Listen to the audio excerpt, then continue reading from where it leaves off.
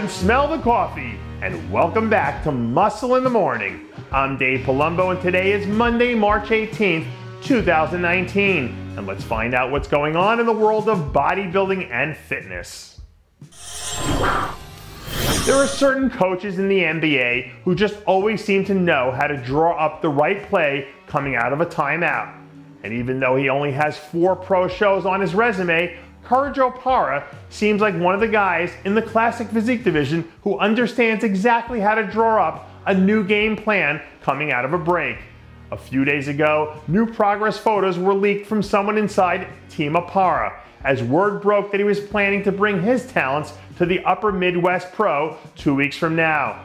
This is the same show where he wound up clinching his Olympia qualification last year, so I'd imagine that he's pretty confident heading in as the defending champion. So as long as he doesn't try to deviate from whatever his coach drew up, he seems like a lock to defend his title.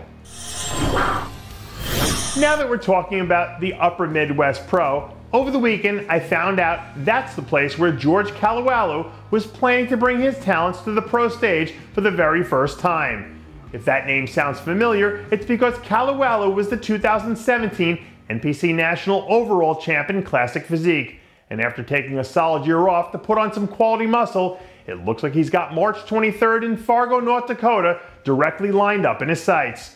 To a certain degree, Kalawalu almost has a Courage Opara-esque feel to his body, in the sense that they're both smaller competitors with that same dense round look to them. Typically, we tend to see guys with that look do well in Classic, so assuming he takes care of business from a peaking standpoint, I can see a world where he lands a spot in the first call-out. I listened to a conversation the other day with former heavyweight champ Lennox Lewis, where he talked about how pacing himself and waiting for the right opportunity during certain fights was a challenge at different points in his career. But when you've already been the one setting the pace for your entire division, the way Dany Castillo has, these sorts of problems just aren't in your wheelhouse. Just because Castillo and her team decided to sit out the first quarter of the year for the first time in recent memory doesn't mean they're out there sitting around drinking Mai Tais by the beach with their feet up. She's out there working every single day, taking her time and setting the pace to make a strong second half push later this year. And just like we've seen so many times in the past, a 100% Dany Castillo can be a game changer in this division. I know a lot of you guys out there have a love-hate relationship when it comes to training legs.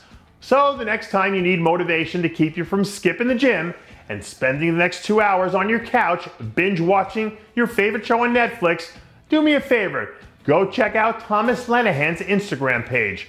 Word on the street is that the 212 vet is planning to make his season debut at some point here in the next few weeks, where he'll be looking to put some of the best wheels in the division on display for the first time in a while. From the front, Lenihan's always had a few poses where it felt like he could hold his own in almost any lineup.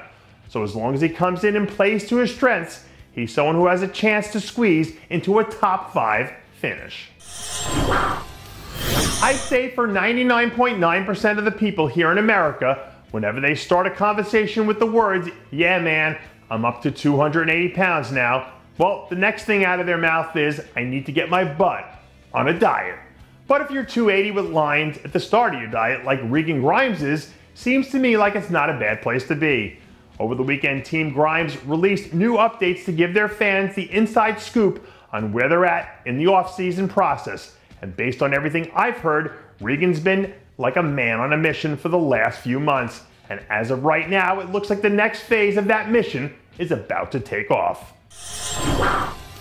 And that does it for yet another edition of Muscle in the Morning. I'm Dave Palumbo, reminding you to always be true to your passions. Make sure to follow us on Facebook, Twitter, and Instagram.